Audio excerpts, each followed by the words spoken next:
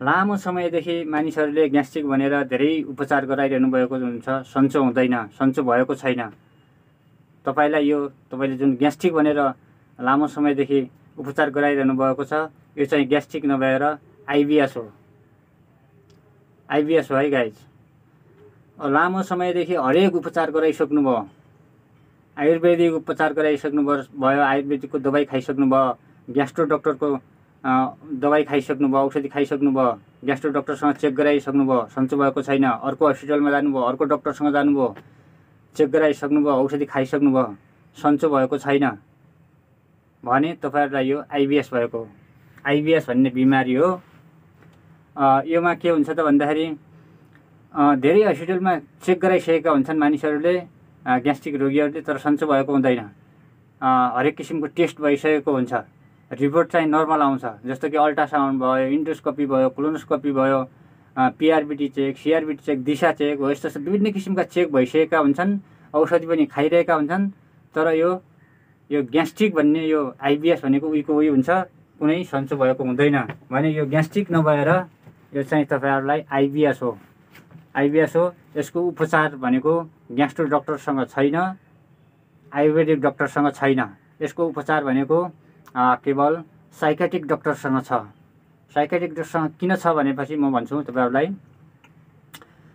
जुन हाम्रो चाहिँ यो मन अथवा दिमाग र पेटको कनेक्सन, सीधा कनेक्सन हुन्छ, सीधा सम्बन्ध हुन्छ है।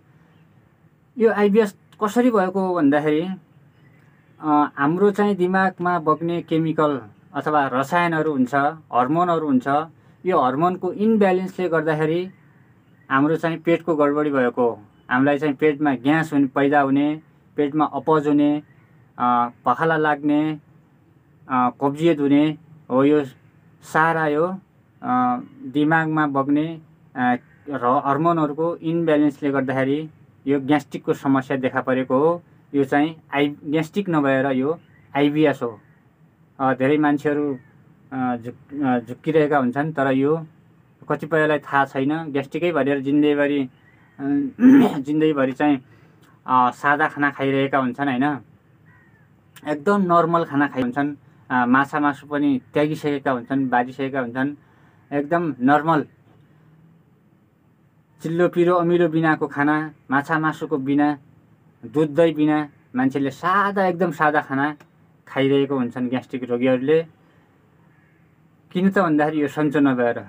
किन सन्चो भएको छैन भन्दाखेरि यो चाहिँ जुन उपचार गराउनु पर्ने अर्कोसँग छ, हामीले कोसँग उपचार गराइरहेका छौँ त आयुर्वेदिक डक्टरसँग र ग्यास्ट्रो डक्टरसँग उपचार गराइरहेका छौँ, अनि हामीलाई यो सन्चो भएको छैन।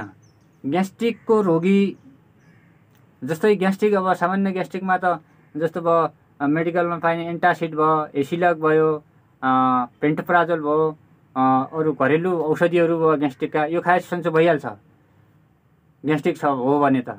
तर ग्यास्ट्रिक होइन भने यो चाहिँ पेटको गडबडी हो र दिमागमा दिमागमा बग्ने हर्मोनको इम्ब्यालेन्सले गर्दाखेरि हो भने यो चाहिँ यो ग्यास्ट्रिक दबाई र आयुर्वेदिक दबाईले सन्चो हुँदैन, हस्पिटल जानु पर्दैन।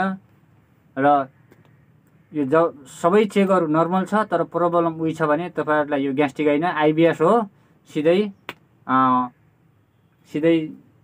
कहाँ जानुपर्छ त साइकेट्रिक डक्टरसँग गएर उपचार गर्नुपर्छ।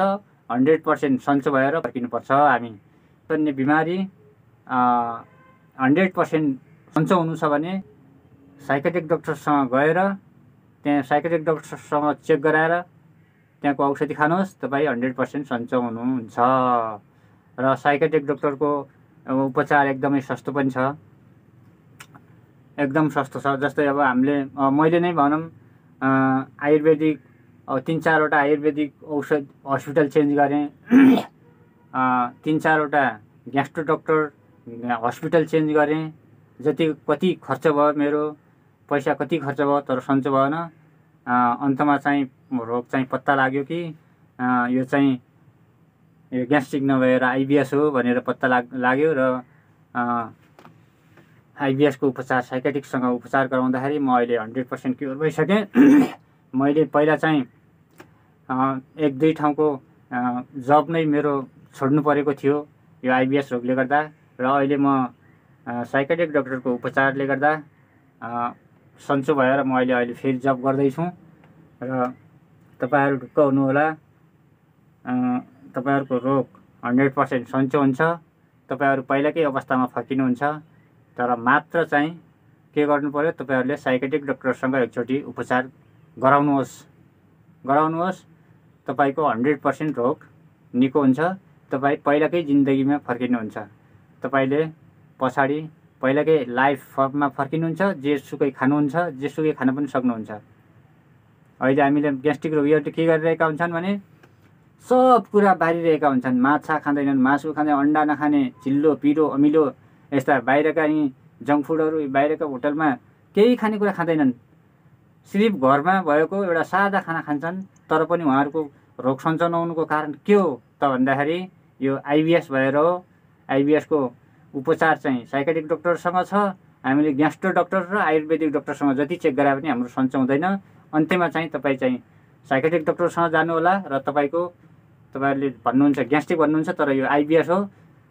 त्यही साइकेट्रिक डाक्टरसँग गएर चेक गराउनु होला र चेक गराइसकेपछि तपाईलाई 100% सन्चो हुन्छ र तपाई पहिलेकै लाइफमा फर्किने हुन्छ। ओके, यति भन्दै आज म बिदा माग्दछु तपाईहरु समक्ष।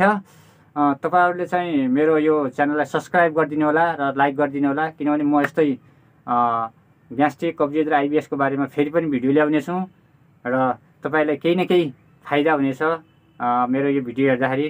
त्यही भएर लाइक र सब्स्क्राइब गरिदिनु होला। ओके साथीहरु, बाई बाई।